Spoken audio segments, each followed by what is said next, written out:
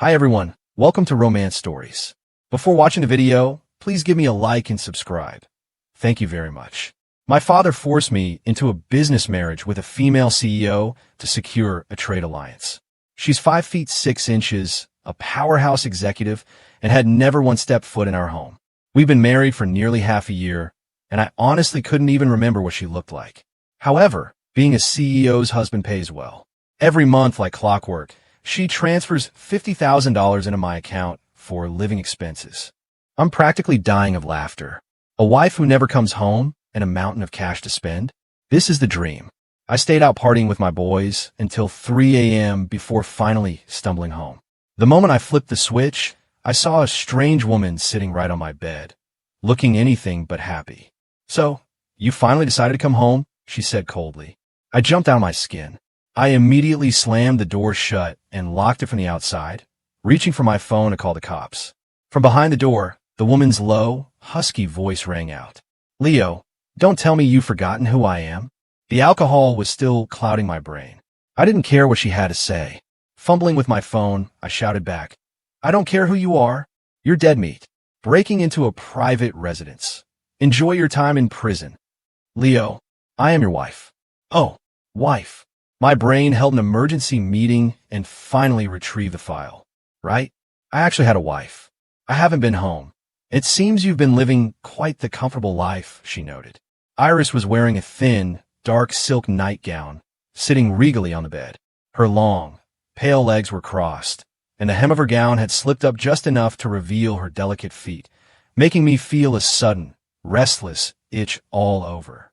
No, I only went out with the guys today," I stammered. "It's a total coincidence that you're back. You have to believe me. All those days you weren't home, I was strictly guarding my virtue." "Is that so?"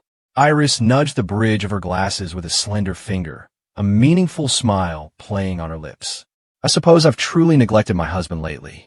In that case, I'll be moving back and starting tomorrow." "Huh? No need for that." I waved my hands in a frantic panic. Iris's brow furrowed, her eyes narrowing with a hint of a threat. "What? You don't want me coming home?" "Not at all." I gave a strained, awkward laugh. "It's just that the house is so far from your office. The commute would be brutal. I'm just worried you'll be exhausted. If that's the case, then you should just move into my place instead." Good grief. It's nearly 100 degrees Fahrenheit out. So how could she say something that makes a cold shiver run down my spine? Was my beautiful, carefree married life coming to such an abrupt end? Iris was adamant about me moving in with her. Knowing better than to challenge her head on, I had no choice but to temporarily surrender. After I finished showering, Iris was still awake. She patted the spot on the bed next to her, signaling for me to lie down. I forced an awkward smile and took tiny, reluctant shuffles toward the bed, eventually lying down beside her. She clicked off the lamp, rolled over, and pulled me into a tight embrace. Her unfamiliar fragrance instantly enveloped me, making my entire body go stiff. It wasn't that we had never shared a bed. We lay together on our wedding night. But back then, she was drunk, and by the time I woke up the next morning, she was already gone. So, this was essentially the first time we were both wide awake, sharing the same mattress. Iris pressed her face close to mine, brushing her forehead against mine as she whispered softly in my ear, "I'm sorry. I've neglected you for too long." I didn't dare move, though my heart was screaming, "It's fine. Please, continue to neglect me. Really, I don't mind." After a moment of hesitation, I decided to be blunt.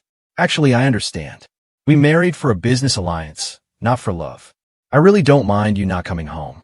Rest assured, I'm very open-minded. You can do whatever you want out there, and I won't interfere. You don't even have to come back. I think living like we did before was perfectly fine. Don't you think?" No response. Only the sound of steady, deep breathing echoed in my ear. Assuming she was asleep, I fumbled for my phone in the dark, intending to message the boys about my marriage freedom preservation plan. Unexpectedly, her grip on me was so tight I couldn't break free. Perhaps I moved too much because she squeezed tighter in her sleep, murmuring groggily, "Good husband, don't move. Wifey has to wake up early for work tomorrow." Her voice was lazy, yet lethally charming. It nearly knocked the soul right out of me. I checked the clock. It was past 4 a.m. "Fine, I'll just sleep." I planned to have a serious talk with her as soon as I woke up, but I slept too soundly and had no idea when she left. I was only jolted awake by a loud knocking at the door. When I opened it, a neatly dressed female secretary stood there. She tucked her phone away and introduced herself coldly. "Hello, Mr. Leo. I am the CEO's secretary. I have been assigned to pack your belongings and move them out." "Excuse me? Why wasn't I told about this? For specifics, please call the CEO directly. Now, if you'll excuse me." With that, she pushed past me and began clearing things out. Workers swarmed into the room one after another, hauling my belongings out piece by piece. I was fuming, furious that Iris had made this decision unilaterally, and even more livid that these people dared to touch my stuff without asking. I plopped myself down on a suitcase with a heavy thud and yelled at them. "Put everything down. If you want to move my stuff, you'll have to move me first." The secretary tilted her head, a look of genuine confusion, or perhaps suspicion, flashing in her eyes. Then she turned to the workers and said, completely unbothered, "Move him too. God damn it, this little assistant of hers." And that is how I, still in my pajamas and perched atop my own suitcase, was carried by a team of movers straight to Iris's apartment. When she arrived home and saw the scene, she stood there stunned for a moment. I forced a dry laugh, smoothed out my messy hair, and pinned her against the wall with my right hand on her shoulder. Trying my best to suppress my anger, I said, "Hey, we aren't filming some overbearing CEO drama here. Shouldn't you at least ask for my opinion before doing something like this?" Iris played the innocent card. "I just wanted to live with my husband. Is there anyone who would object to that?" No. I mean, just like that, the responsibility slipped right off her shoulders. I was left speechless, grinding my teeth in frustration while being unable to do a thing about it. She, on the other hand, was in high spirits as she shrugged off her coat. I looked up and was suddenly struck by her slender waist. Her seductive curves were perfectly outlined under her form-fitting dress. I started coughing violently, choking on my own saliva. That body is absolutely top tier. Hearing me cough, Iris turned her head. "What's wrong?" I quickly averted my eyes from her waist, my face burning hot. I scrambled toward the bathroom to hide. That physique combined with her cold, pure facial features created a forbidden aura that could make anyone shiver. I didn't dare look any longer. But in the next heartbeat, Iris flashed an enchanting smile. She casually unbuttoned 2 more buttons on her shirt and stepped quickly to block my path. I trembled with fear. This was not a situation a rookie like me could handle. I cowered before her like a frightened quail. Tensely, I asked, "WH, what are you planning to do?" She tilted her head up, her cool breath brushing against my neck, pressuring me so much I couldn't help but squeeze my eyes shut. "You tell me. What do you think I'm planning to do?" I let out a yelp, frantically pushed her aside, and ran for my life into the bathroom. Just as I slammed the door, I heard her let out a faint, helpless laugh. "Honey, do you really have to treat me like some kind of monster?" I told my troublemaking friend, Linus, about the whole thing. He laughed right in my face and insisted on taking me out tonight to expand my horizons. I agreed excitedly, tapping my phone so hard I nearly punctured the screen. In the middle of the night, while Iris was sound asleep, I gently unpried her arm from around me. I changed clothes and laced up my shoes in the darkness, preparing to head out. However, just as I was about to open the door, the living room lights flickered on. I froze like a thief caught red-handed, standing awkwardly on the spot. "Where are you going?" Iris asked, enunciating every word with a voice full of irritation. I'm going to take out the trash. Would you believe me?" She scanned me from head to toe, her gaze lingering on my carefully groomed face. My heart raced, my eyes darting around guiltily, yet I caught a fleeting, profound look in her eyes, one that was hard to read. It lasted only a moment before she turned back toward the bedroom, leaving behind a vague, ambiguous remark. "Go back to sleep. Where are you going in the middle of the night?" She said it in a way that would usually make someone overthink things, but as it turned out, I really was overthinking. When she said sleep, she strictly meant sleep. That night, she didn't even hug me. I guess she was probably angry and recounted the story to Linus. He sounded shocked. "Whoa, does your wife really have zero feelings for you?" His question made me start to doubt as well. Was it possible she truly didn't have a shred of affection for me? Caught up in the moment, I considered testing the waters. But on second thought, even if she did have feelings, I wouldn't know what to do about it. Forget it. When Linus heard about my hesitation, he teased me again. Your wife is that gorgeous, and you could just look at her. You got some serious willpower, Leo. Shut up. I snapped, feeling stung. I hung up immediately. At dawn, Iris got up early for work as usual. Right before she left, it felt like she pressed a kiss onto my cheek. The sensation of her soft lips against my skin was so vivid that I couldn't tell if it was a dream or reality. By the time I actually woke up, her secretary was already sitting in the living room, working away. Confused, I asked, "Why are you here?" She flashed a professional, social smile. "Miss Iris instructed me to come. For specifics, please feel free to call her yourself." After washing up, I prepared to head out. The secretary immediately shut her laptop and followed right behind me. "Where do you think you're going?" I asked. "Whether I go or stay isn't for you to decide," she replied coolly. "And whether I follow you or not doesn't require a reason." I got it. She was here to spy on me. Annoyed, I called Iris directly. "Hey, what kind of game are you playing? You dare send someone to shadow me?" On the other end, she was clearly swamped with work, yet she replied leisurely, "It's not shadowing, it's companionship. You should be thanking me, hubby. I'm not so lacking in friends that I need you to assign me one. Tell her to leave right now." Iris picked up on the genuine anger in my voice. She went silent for a moment before answering, "Fine, I understand." Very quickly, the secretary received a call from Iris. She muttered a few yeses, put her phone down, and said to me, "Miss Iris said you must be home in 2 hours." When I saw Iris herself rushing back to the apartment to take over the shift from the secretary, the realization hit me like a ton of bricks. Why make the secretary wait 2 hours before leaving? Because she couldn't stand to leave me alone for even a single second. I started to feel a genuine sense of dread. I stealthily messaged Linus. "Help. I think my wife is a Yandere, sickly obsessive." For once, Linus was actually serious. He replied instantly, "Don't panic. I'm Googling what to do if your Yandere wife falls in love with you right now." A moment later, he sent back, "Pray for yourself, buddy." Before I could process that, he added, "By the way, this Yandere topic is trending like crazy. Can I use your story to write a web novel for Romance Stories channel?" I was fuming. For the love of God, man, try to be a decent human being for once. Iris claimed she had gone out of her way just to keep me company. I could only nod like a bobblehead, not daring to utter a single word of protest. Linus, that absolute menace, sent another message. "I heard the Iris group is insanely busy lately. Yet, she dropped everything just to follow you around. That's some deep, deep love right there." I felt like crying, but the tears wouldn't come. I retreated to a shopping mall restroom to listen to the Yandere stories Linus had sent me.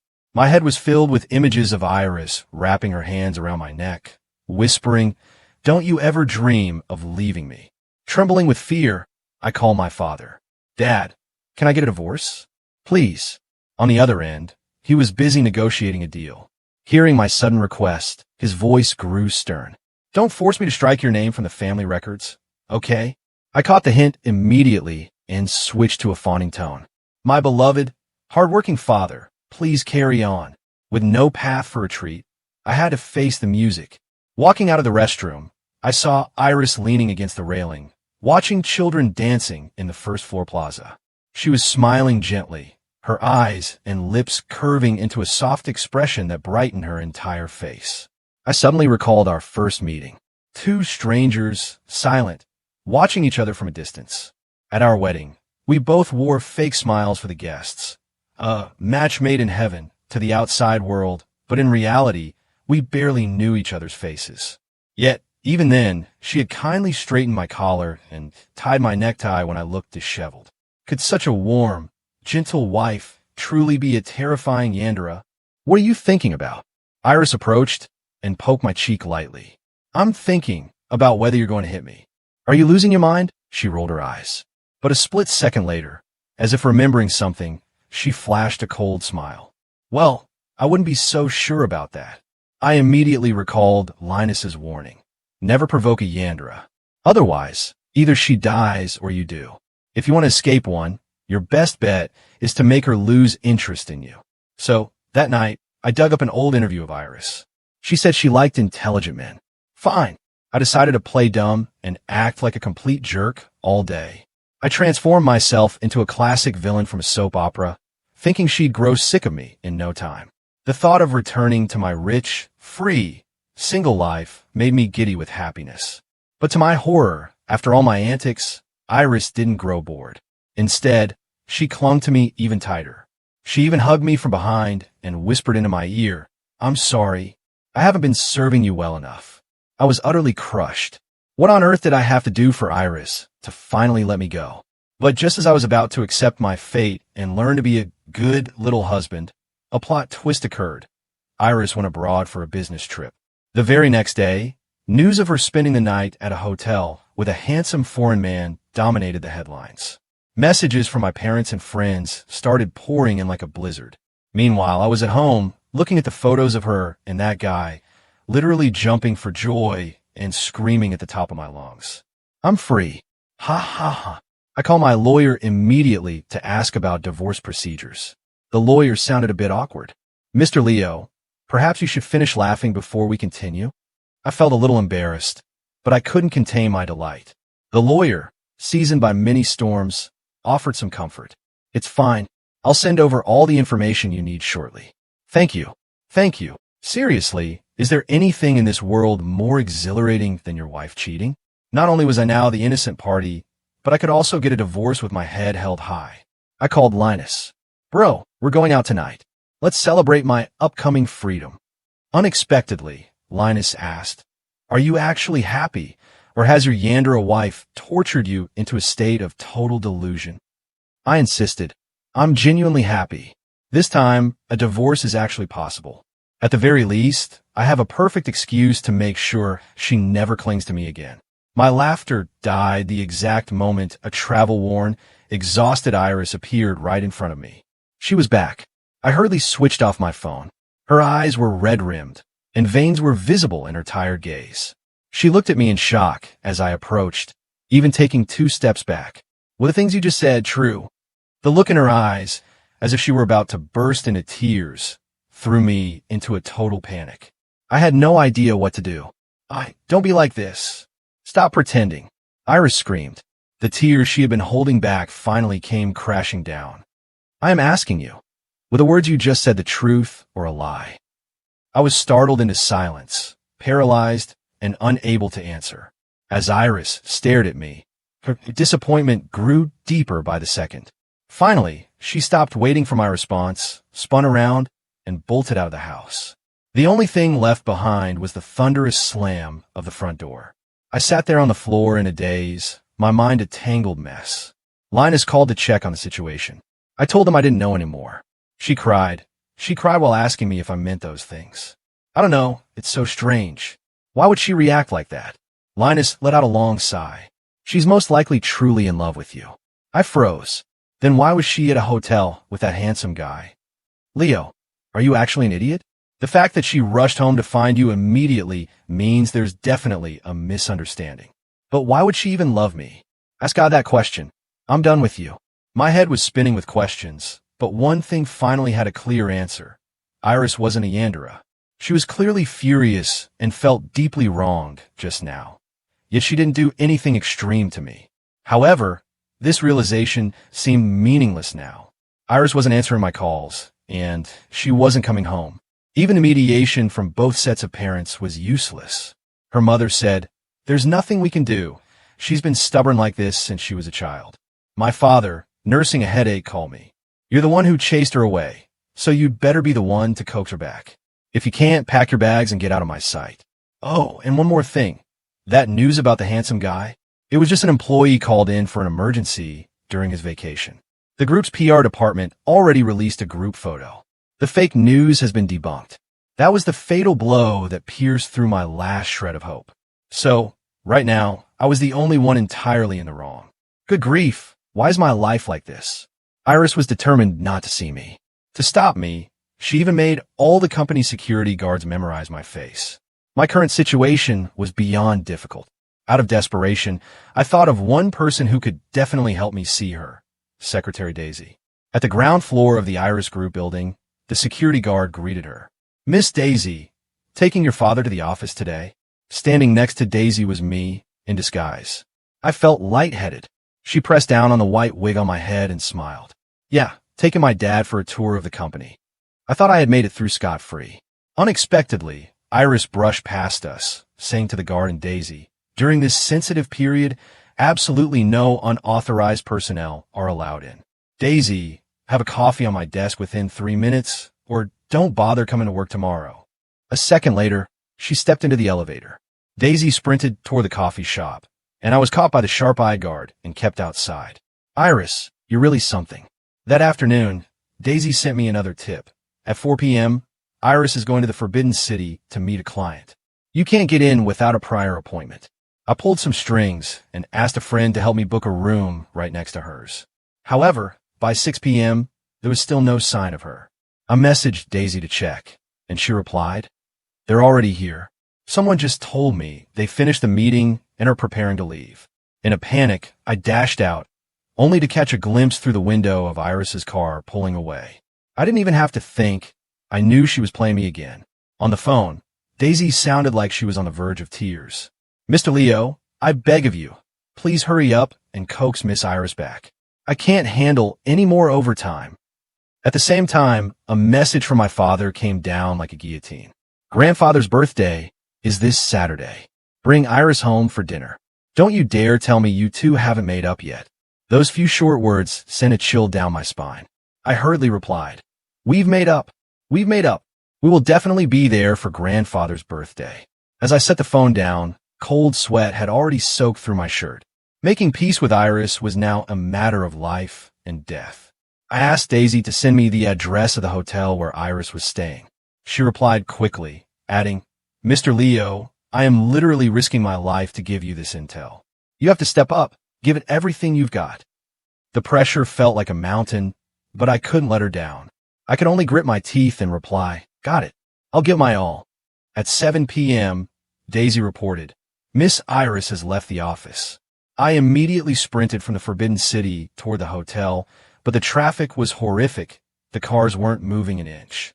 Just then, another message from Daisy arrived. "Mr. Leo, Miss Iris suddenly has to go on a business trip. She's already on her way to the airport. You should probably head home and wait for her to get back." Stunned, I scrambled to ask, "When is she coming back?" "The 18th. It was over. The 18th was Saturday, grandfather's birthday. Waiting for her return would be too late." Without thinking, I threw open the car door and bolted toward the airport. But after running less than 100 meters, I froze. Are you kidding me? Running to the airport? Even if I ran until morning, I wouldn't make it. Luckily, I spotted a public rental bike. I hurriedly scanned the QR code and pedaled like a madman. Once I hit a clear stretch of road, I flagged down a taxi. After a frantic, cramped journey, I finally arrived, only to find I was too late. Iris was already in the boarding lounge, wearing headphones and engaged in a video call with someone. The person beside her signaled for me to wait. I nodded, turned around, and leaned against the wall, gasping for air. Suddenly, a pair of hands gently patted my back from behind, helping me catch my breath. I spun around in shock and saw Iris. She had already hung up her phone and taken off her headphones, and she was currently looking at me with a frown. Yet, despite the frown, her eyes were filled with tenderness. "What were you running so fast for?" she asked. "I was afraid you'd leave, that I wouldn't have the chance to talk to you." Iris looked at me with a touch of helplessness. "You really are something. So, were you here waiting for me?" She nodded. "How did you know I was coming?" I asked. "Daisy called me." "Oh." I was speechless, not knowing what to say next. Iris prompted me. "Didn't you come all this way because you had something to tell me? I want to apologize to you. I'm sorry. I didn't realize you would be so worried and misunderstand everything. I shouldn't have been happy about the idea of a divorce. Seeing you like that, I felt terrible." "Do you mean it?" she asked softly. "Or are you only saying this because you need me to attend your grandfather's birthday party with you on Saturday?" So she already knew about the party. "No, I mean it. It has nothing to do with the party. I truly want to apologize. I'm sorry that I never really understood what you were thinking. I misunderstood your intentions and hurt you. You flew over 10 hours just to explain things to me in person, and you were celebrating a divorce. Fine, Let's not mention that embarrassing episode again. Leo, since we got married, it feels like we've never actually sat down and had a real conversation. Yeah, you're right. Then let's go home tonight and have a good talk.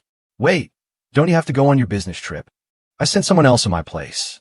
That night, Iris and I each held a glass of wine, dressed in our pajamas, lazily lounging on the balcony. The night breeze blew softly, tossing a few strands of her hair. Her eyes were as bright as stars, making me feel like I was seeing a side of Iris I had never seen before, candid, gentle, and relaxed. She took a sip of wine, looked at me, and said, "To be honest, the first time I met you, I didn't like you. But I wasn't angry either." I laughed and replied, "What a coincidence. I didn't like you much either. You were so cold. I thought you were auditioning for a role as an overbearing CEO." "You weren't much better," she countered. "Your clothes were so flashy, you looked like a peacock. That's called fashion." "Fashion? More like a peacock." We both burst into laughter. Neither of us had wanted an arranged marriage. When we first met, we both tried our best to be as unlikable as possible, but in the end, it didn't change a thing. Iris continued, "When we first got married, I really didn't want to see you, so I used work as an excuse to stay away. But I felt guilty, so all I could do was transfer money to you." "Guilty? Why? Those were the happiest days of my life. Your wife gives you money and doesn't even come home, a house that big all to yourself. You can sleep wherever you want, come home whenever you like. It was incredibly comfortable." "Really?" Iris hugged her knees, her gaze fixed on me. Her cheeks were flushed pink, making her look as adorable as a child. "Of course it's true. I can't believe you thought I couldn't handle the business of being alone. Did my mom tell you that? She probably said I look happy, but I'm actually sensitive and would get lonely if left by myself." "Wait, so your mother lied just to pressure me into coming home?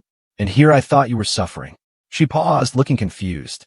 "But didn't you post those status updates on social media? Things like lonely nights, restless heart, or so handsome yet unloved by my wife?" I nearly spat out my wine. That was Linus. He got drunk, grabbed my phone, and started posting nonsense. I deleted them immediately. "I can't believe you actually saw them." "So you weren't actually hurting?" She looked stunned. "I felt guilty for so long, thinking you were truly that miserable." When Iris drinks, she is completely different from her usual self, soft and gentle, like a little lamb. "Well, knowing the truth now isn't too late," I said. We can't go back to how it was before." She suddenly stood up and leaned over me. Her sparkling, sincere eyes looked directly into mine, touching the deepest part of my soul. "Leo, you're my husband now. It is my responsibility to be by your side and take care of you." I was speechless. I felt waves of intense warmth surging through my heart, crashing against the shore of my emotions. My heart hadn't completely surrendered yet, as this marriage had started as a mere transaction. But her gaze grew deeper, as if she were peering straight through my soul. My heart began to race faster and faster as she continued to pour fuel on the fire in my chest.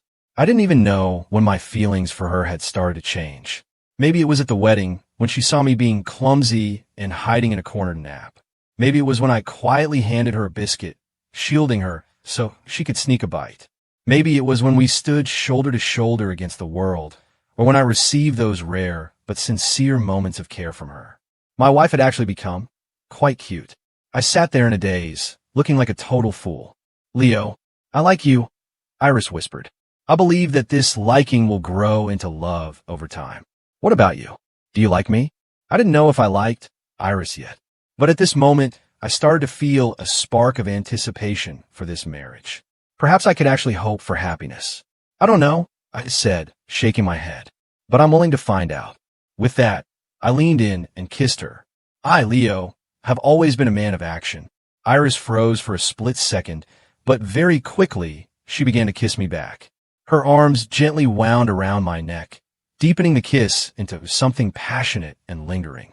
After a long moment of entanglement, Iris pulled away, her eyes brimming with an intense, raw desire. Locking her gaze with mine, she whispered affectionately, "Leo, tonight, I want to be your wife in every sense of the word." "All right," I replied with a soft chuckle, sweeping her up in my arms and carrying her toward the bedroom. It was destined to be a sleepless night. By Saturday, grandfather's birthday banquet was in full swing, bustling with energy. My mother, looking elegant and noble, approached me with a wine glass and gave my waist a playful poke. Your relationship with your wife seems to have taken a turn for the better lately, hasn't it? I took a sip of my wine, smiling without a word. Oh my, you actually know how to blush? Look at you. Mom, stop teasing me. There are people watching, it's embarrassing. Let me tell you, your father and I put our hearts into choosing this daughter-in-law for you. You better cherish her. Choosing her based on financial reports, you mean? I couldn't help but add a bit of sting. You brat.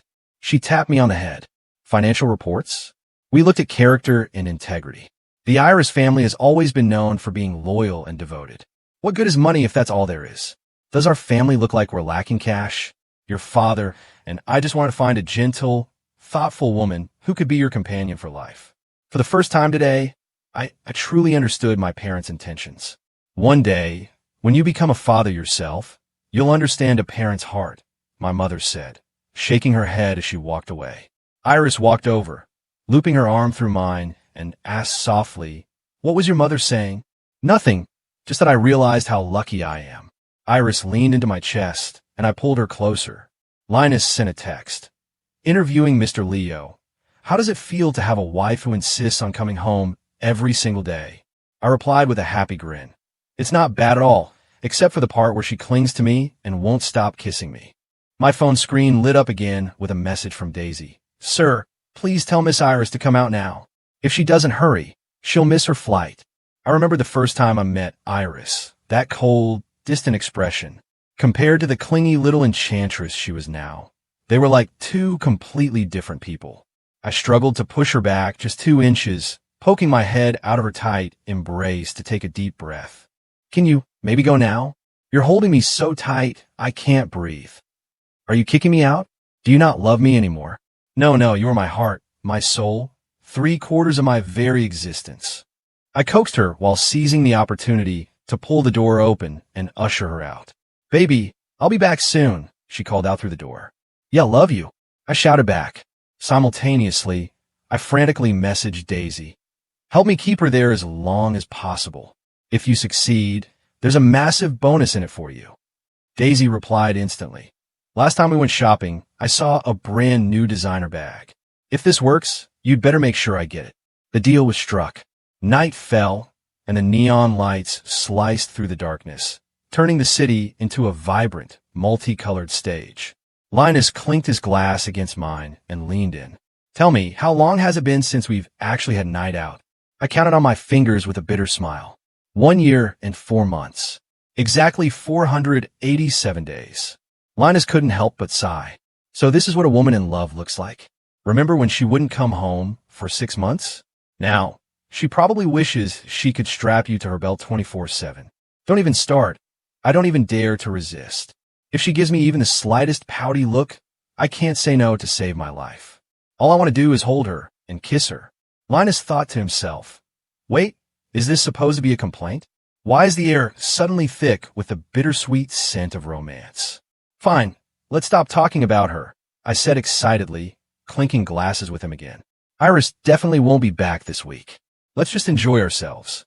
Amidst the swirling lights and thumping music, I failed to notice my phone on the table lighting up and dimming, over and over again. By the time I checked the messages from Daisy, it was already midnight. On the screen, a string of messages ending in exclamation marks scared me stone cold sober. Sir, change of plans. Miss Iris isn't waiting until tomorrow. She said she's coming back tonight. Are you at home? Miss Iris is heading home now. Where are you? She's looking for you. Are you at the bar? Someone spotted you there. Miss Iris is on her way to your location. Run. You're dead meat. You're absolutely finished this time. I really was finished because right then I saw Iris. I had no idea how long she'd been sitting there, but she had clearly spotted me long ago. When I looked toward her, she was sitting calmly amidst the crowd, even raising her glass to offer me a mock toast with a smile. As the strobe lights flashed, Iris sat not far from me, smiling. But that smile was laced with a silent, chilling threat. A cold shiver raced from the soles of my feet to the top of my head. She pointed her phone at me. I picked mine up and saw a message from her. Do you remember what I told you? I wouldn't be so sure about that. I suddenly remember a conversation we had back when I thought she was a Yandere. I had asked her, "Are you going to kill me?" And she had replied, "I wouldn't be so sure. You still have time to run," her next text read. I grabbed my coat and bolted. But Iris, with her long, slender legs, was already giving chase right behind me.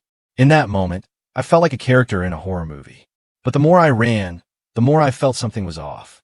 Why on earth was I running? I skidded to a halt and turned back to look at her.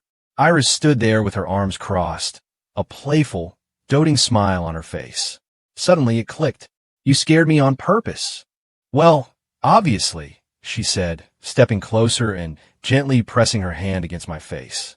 "Did you really think I'd actually have the heart to hurt you? You dare to prank me like that? I just wanted to spook you a little." As she spoke, Iris dove into my arms. "You went out to play without even telling me. You made me worry. I was afraid you'd be upset." I wrapped my arms around her waist, looking down into her eyes. "But weren't you afraid that knowing the truth would make you even angrier?" I lightly rubbed my nose against hers. "Then you would have to coax me back," she whispered. "Well, I'm angry right now," she said, intentionally putting on a stern face. "How do you plan to make it up to me? How about this?" I gave her a soft kiss on her left cheek. "Still mad?" "Yes." Iris shook her head. "Then how about this?" I kissed her right cheek. "Still not over it?" "No, still not." "Since when did you become so greedy?" "Fine, then how about this?" I placed my hand behind the nape of her neck, leaned down, and pressed a deep, lingering kiss on her lips. Iris clung to me tightly. With only inches between us, she looked at me, her voice dripping with charm. "That is barely acceptable. But next time, no more hiding things from me. Understood? I worry about you." "I know." Looking into her eyes, I realized I couldn't refuse her anything. That cat and mouse chase was nothing more than a little game between lovers. Because I love her, I am more than willing to let myself sink into this bliss.